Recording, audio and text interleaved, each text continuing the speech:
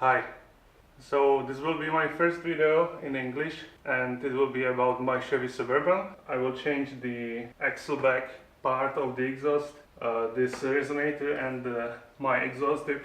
I will change this for a new SLP resonator delete part. It's a part number 31059. So I will change this and hopefully it will have better sound that it has now.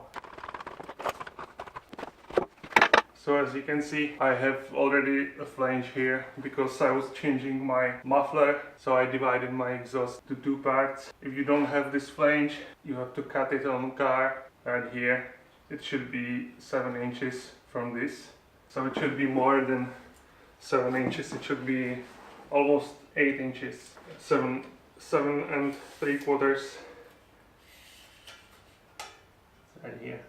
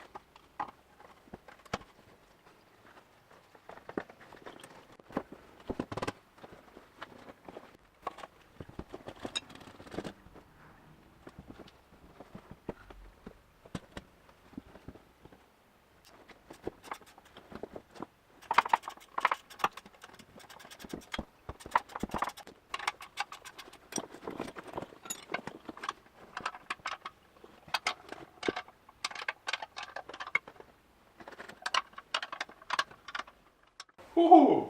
Okay, now it's done. Now I will start the engine and we will see if it's better or not. Are you prepared?